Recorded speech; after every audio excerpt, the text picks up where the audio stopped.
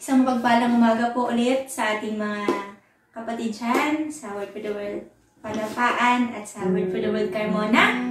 Kami po ay nagagalak na muli na namang makasama kayo sa panambahan ngayong umaga. Though online lang po tayo, patuloy po tayong magpapasalamat pa rin. Patuloy pa rin po tayong magpupuri at sasamba sa Diyos na buhay dahil siya ay tapat at patuloy natin nararanasan ang kanyang kabutihan sa ating mga buhay. Kumusta na po kayo ang lahat? Miss na po namin kayo. Nakakamiss po yung mga times po na nagkukumustahan, nagyakapan. Sana po nasa mabuti po kayong kalagayan. At muli po natin pasalamatan ng Diyos sa araw na ito. Dahil ang Diyos ay napakabuti, napakatapat, punong-puno ng pag-ibig. Buksan po natin ang ating mga Biblia sa Psalm 46. Psalm 46. Sige po, sabay-sabay po natin basahin. The God is our refuge and strength, a very present help in trouble. Therefore we will not fear, even though the earth be removed, and though the mountains be carried into the midst of the sea, though its waters roar and be troubled, though the mountains shake with its swelling. There is a river whose streams shall make glad the city of God, the holy place of the tabernacle of the Most High. God is in the midst of her, she shall not be moved. God shall help her just at the break of dawn. The nations raged, the kingdoms were moved. He uttered his voice, the earth melted. The Lord of hosts is with us. The God of Jacob is our refuge. Come, behold the works of the Lord, who has made desolations in the earth. He makes wars cease to the end of the earth. He breaks the bow and cuts the spear in two. He burns the chariot in the fire. Be still and know that I am God. I will be exalted among the nations. I will be exalted in the earth. The Lord of hosts is with us. The God of Jacob is our refuge. Yes, the Lord of hosts is with us. The Lord our God is with us every step of the way, mga kapatid. Ano man yung pagdadaanan natin along the way sa crisis na ito, sa pandemic na ito na pinagdadaanan natin, the Lord is with us. He is our refuge. He is our strength. He is our shield. He is our strong tower. Patuloy lang po tayong magtiwala sa Panginoon. Patuloy lang natin siyang sambahin. Patuloy natin siyang papurihan. Patuloy natin siyang dakilain. Because He deserves the glory and He deserves the honor. Bigay po natin yung buhay natin sa Kanya. Ang buhay natin ay sa Diyos at sa Diyos lamang. Sa Kanya lamang nakapako ang ating pag-asa. Wala nang iba pa. Hallelujah.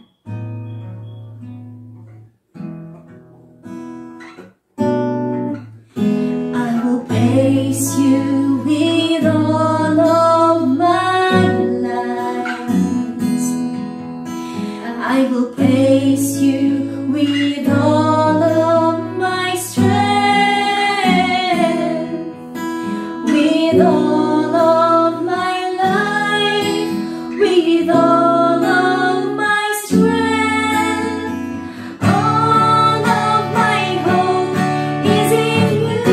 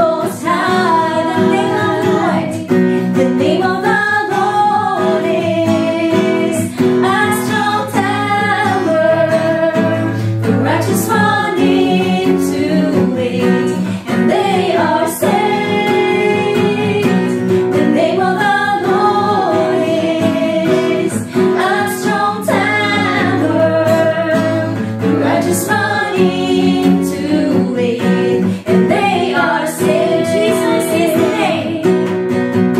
Jesus is the name of the Lord. Jesus is the name of the Lord. Jesus is the name of the Lord Most High. Jesus is the name of the Lord. Jesus is the name of the Lord. Jesus is the name of the Lord Most High. Glory to the name.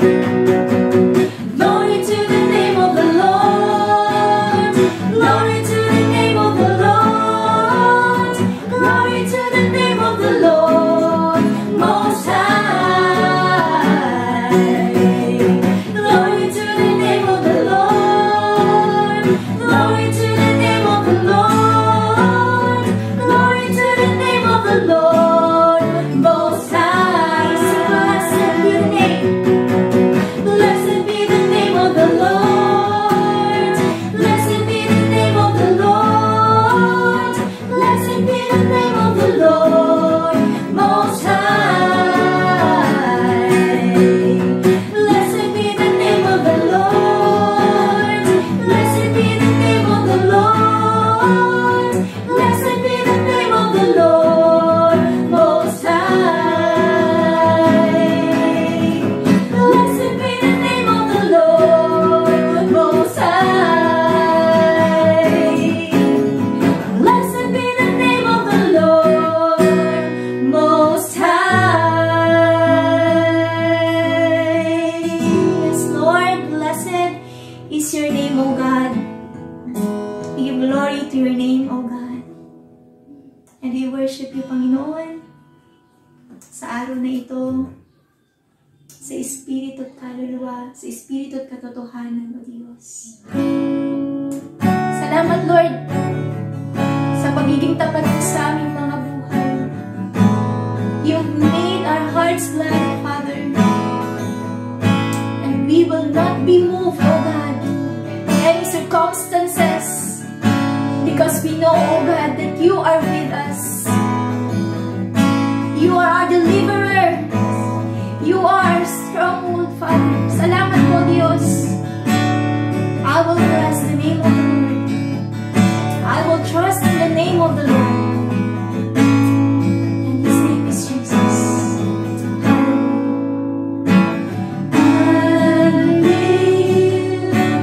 Bless the Lord forever.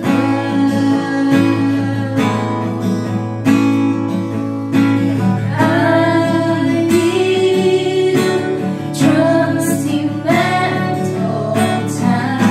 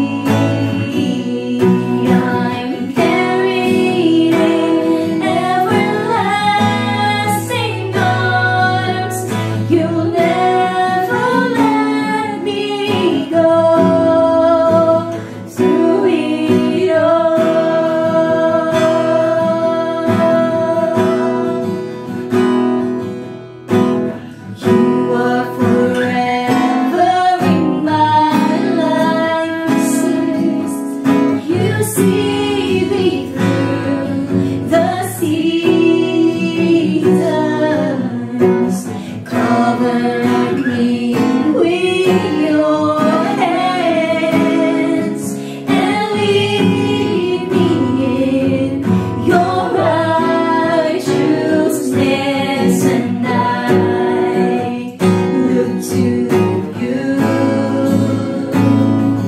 and I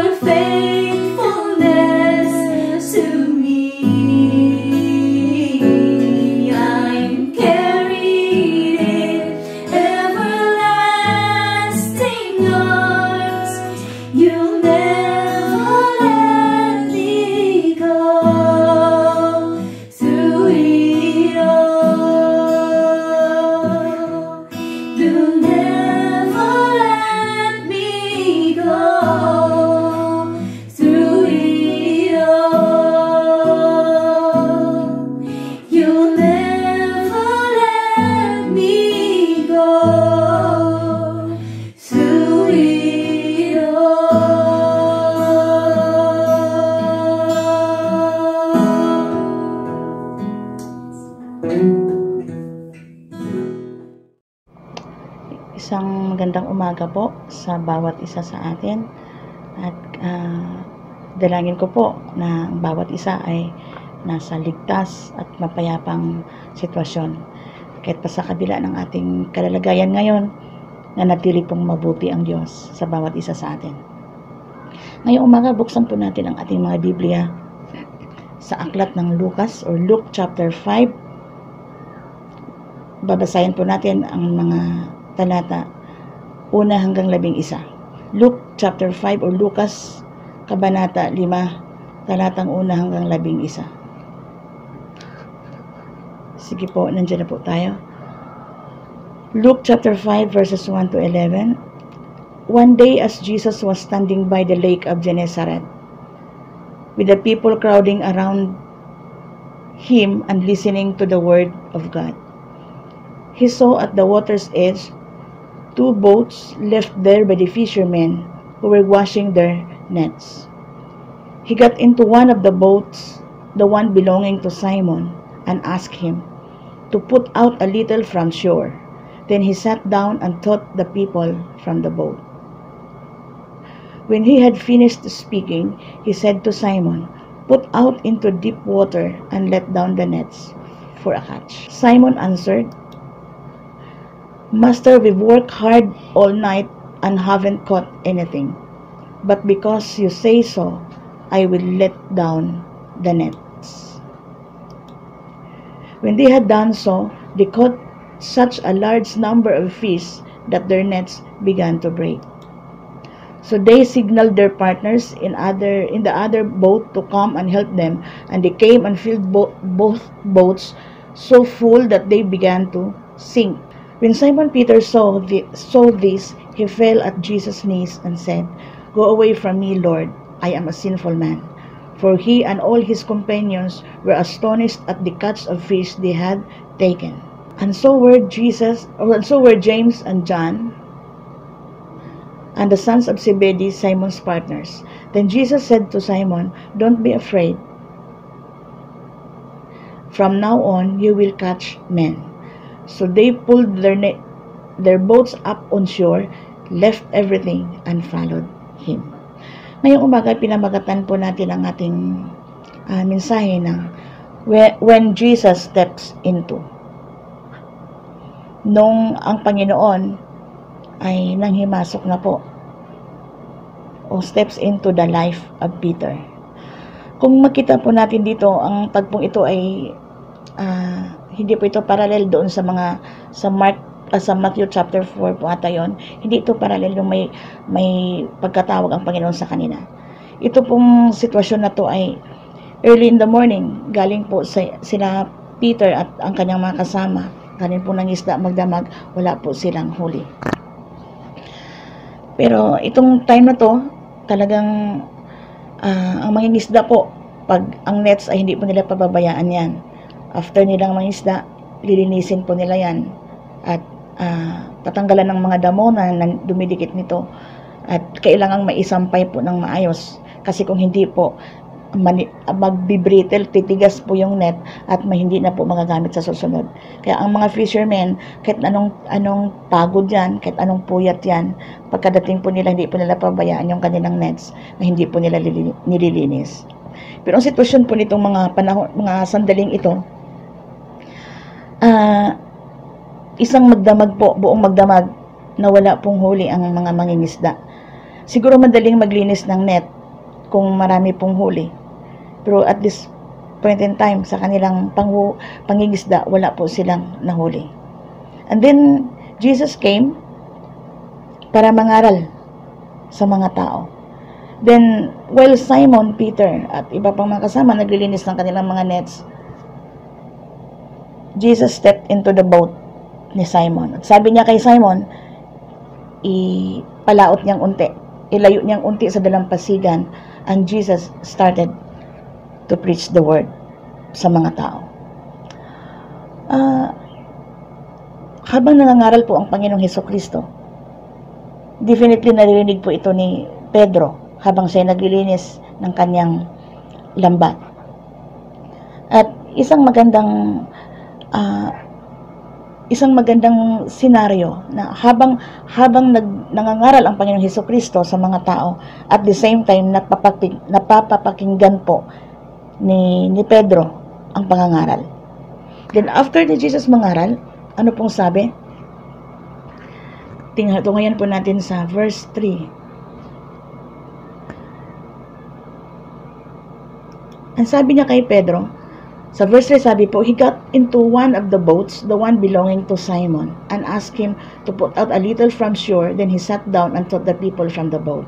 So yan. Then, pagdating po sa verse 4, sabi niya, when he had finished speaking, after niyang mangaral doon sa crowd, sobrang dami ng tao, he said to Simon, put out into deep water and let down the nets for a catch. May mga bagay po tayong pwedeng matutunan sa pamagitan ng tagpong ito ng Panginoon at ni Pedro. Kung ang Panginoon po ay mag-step into o manghimasok na sa ating buhay, marami pong bagay na nangyayari. Dito po sa sitwasyon nila ni Pedro, when Jesus steps into the life of Peter, he steps into Peter's main focus. Ano yung focus ni Peter dito? Fishing.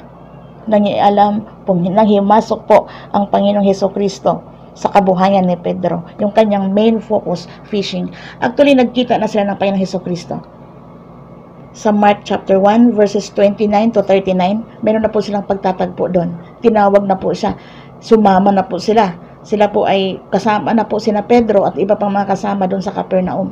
Meron na po sila. Then, after that, bumalik sila ulit sa fishing. Bumalik sila ulit. Then ito ngayon, isang gabi, isang umaga, umuwi sila ni isa, wala silang huli. At iyon naman ay nandoon ng Panginoon Jesucristo sa kanilang malapit sa kanila, sa dalampasigan upang mangaral ng salita.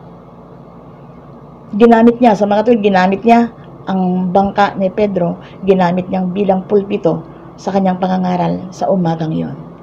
Pero after niyang mangaral, ito ngayon, sabi niya kay Pedro, put out into deep water. Ang focus ni Pedro kasi talaga ay pangingisda. Dahil yun yung kanyang profesyon. Yun yung kabuhayan ng kanyang pamilya.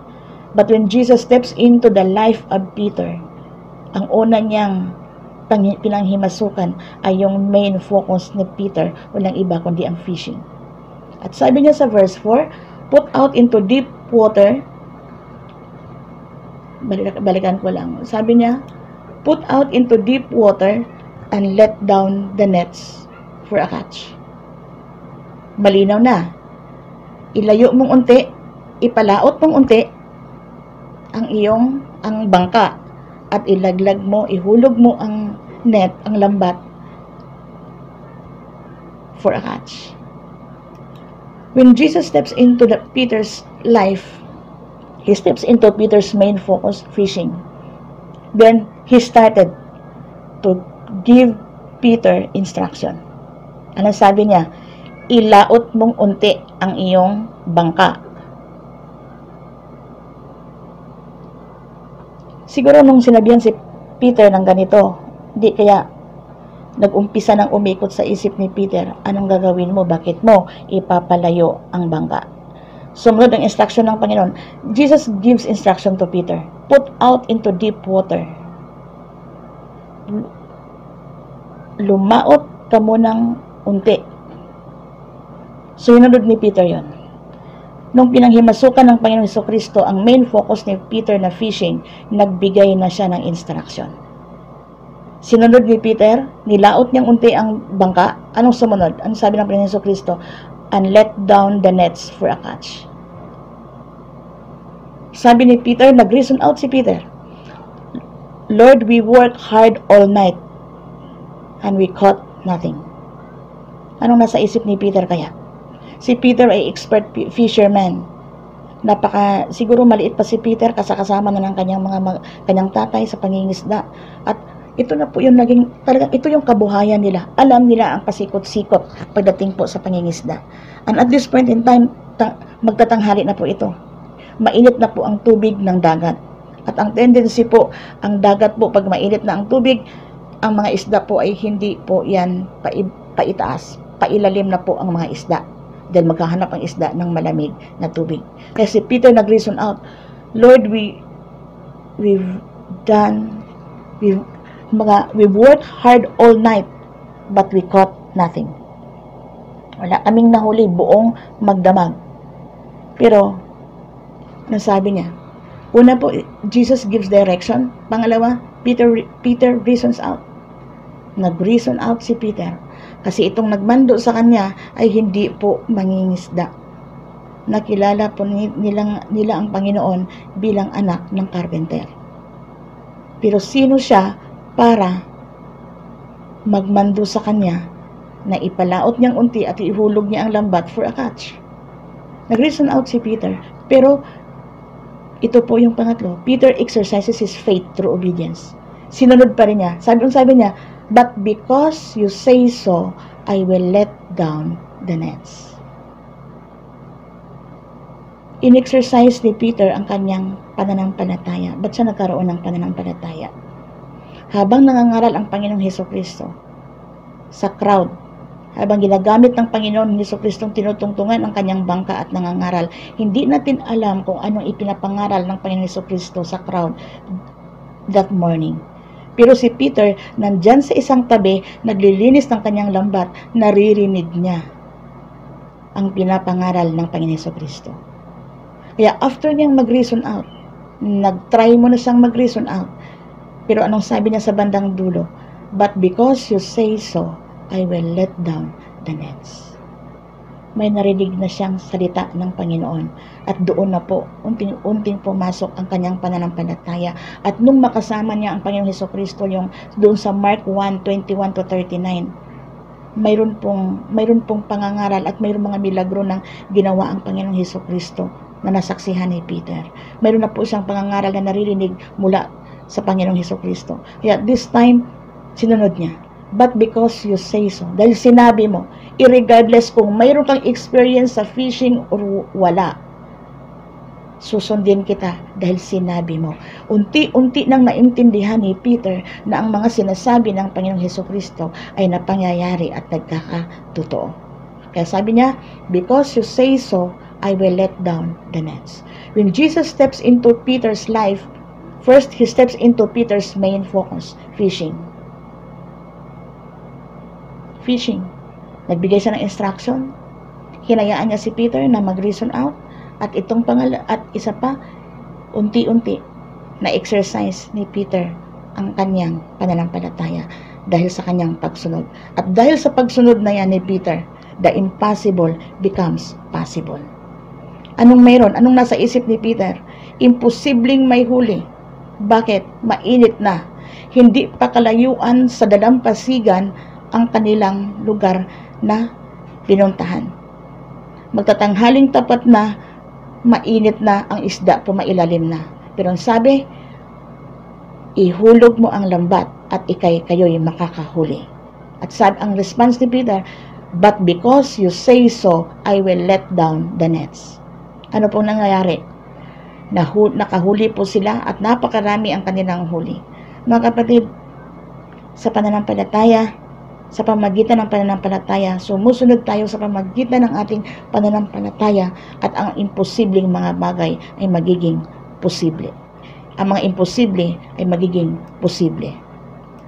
Pangalawa po, when Jesus steps into Peter's life, it changes Peter's perception. Nakita po ni Peter, tanghaling tapat na, anak ng karpentero, ang nag-utos sa kanya, nag-instruct sa kanya. Pero nakita niya kung ano ang resulta. Nagkaroon po ng maraming huling isda. It changes, when Jesus steps into Peter's life, it changes Peter's perception. Ano po? Ang nakita niya sa Panginoong Hesukristo ay hindi limited. Jesus is not limited by time, season, and place. Anong time na yon? Yung oras na yon, magtatanghaling tapat na. Mainit. Pero hindi po nadidiktahan ng panahon at season ang pagpapala o ang gawain ng Panginoon. Even the place, hindi siya pwedeng limitahan. Pwede siyang mag-provide, pwede siyang magbigay ng huli kahit napakainit na mayroon at mayroon pa rin mahuhuli ang mga fishermen. Jesus is not, nakita ni Peter, nagbago ang kanyang pananaw. Ito ay isang anak ng karpentero.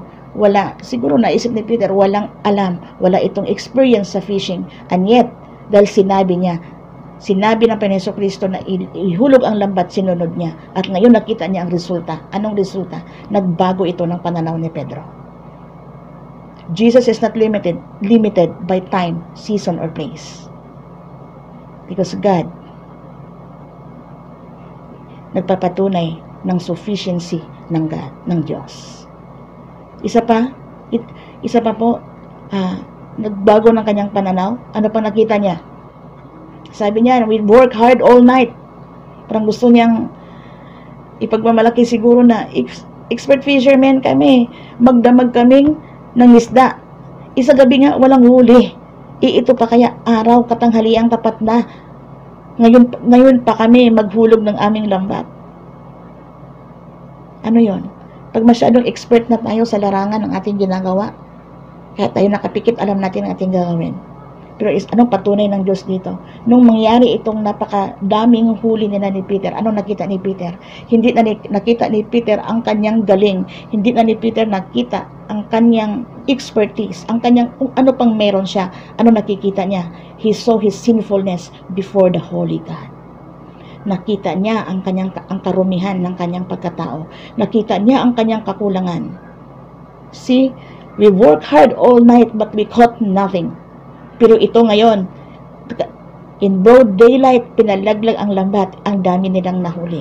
Nakita ni Pedro na hindi dapat, nakita niya ang kanyang sarili, na huwag dapat umasa o nakadepende sa sariling lakas, karunungan at kaalaman. Kundi nakita niya na wala siyang kakayanan before the Holy God. He saw his sinfulness. Sabi niya, away from me, Lord, I'm a sinful man. Pero sabi ng Diyos sa kanya, do not be afraid. From now on, you will catch men. Napakalinaw na it changes Peter's perception na ang Panginoong Jesucristo, ang Diyos, ay walang limit, hindi limited pag siya nagbigay ng supply and provision. Hindi siya limited dahil siya ang source mismo. Din nakita din ni Pedro, nagbago ang kanyang pananaw sa kanyang sarili at sa Diyos. He saw his sinfulness before the Holy God. Isa pa po, ang pinaka-last po natin. When Jesus steps into Peter's life, Peter understands his priorities. Naintindihan niya ang priorities niya sa buhay. Ano po yung sabi? Ano po sabi sa verse 10? Balikan ko lang po ang verse 10. And so, verse 10, and so were James and John, the sons of Zebedee, Simon's partners. Then Jesus said to Simon, don't be afraid. From now on, you will catch men. So they pulled their boats up on shore, left everything, and followed him. Pagkatapos po ng napakadaming huli, anong nakita ni Pedro? Nagbago po. Naintindihan niya kung ano na ngayon ang priorities niya. Dati-dati ang focus niya fishing. Yun yung priority niya sa buhay. Kaya nga po, tuloy-tuloy pa rin siya. Kahit pagod siya, talagang naglilinis siya ng lambat. Inayos niya ang lambat dahil expected niya kinabukasan, mangisda siya ulit. Dahil yun talaga yung kanyang focus, fishing. Pero ngayon, ano sabi sa verse 11? They pulled their boats up and left everything and followed Jesus. Peter understands his priorities. Ang priorities naintindihan niya ang kanyang priorities. No longer the earthly wealth ang kanyang priorities. Ano po ang kanyang priority ngayon? True riches. Ano yung tunay na kayamanan? Nakita ni Peter na hindi na po ang tunay na kayamanan ang pangingisda, kundi ang tunay na kayamanan ay ang pagsunod sa kalooban ng Diyos. True riches. Ano po ba ang tunay na kayamanan? Buksan po natin ang 1 Peter 2, chapter 2, verse 11. Tingnan na po natin, silipin na po natin sandali. 1 Peter 1 Peter chapter 2 verse 11.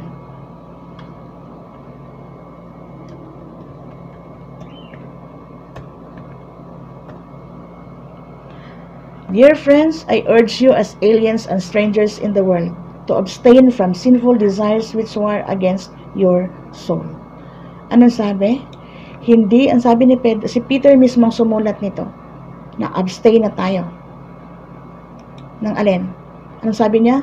Dear friends, I urge you as aliens and strangers, na intindihan na ni Pedro ngayon, na hindi talaga siya mahuhook doon sa fishing. Hindi siya dapat kapitan ng mga bagay, ng mga bagay sa mundo.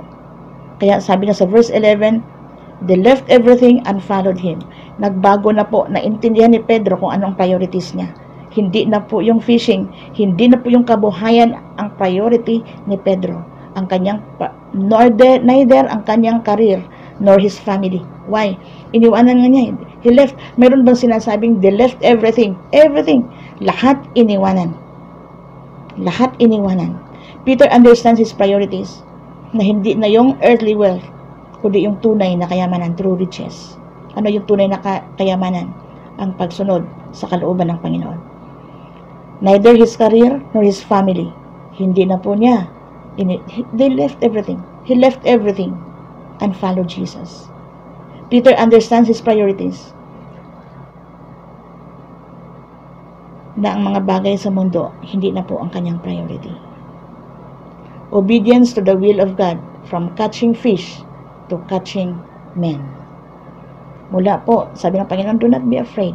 From now on, fishers of men na sila. Hindi na siya magka-catch ng fish. Napakalaking changes po sa buhay ni Peter.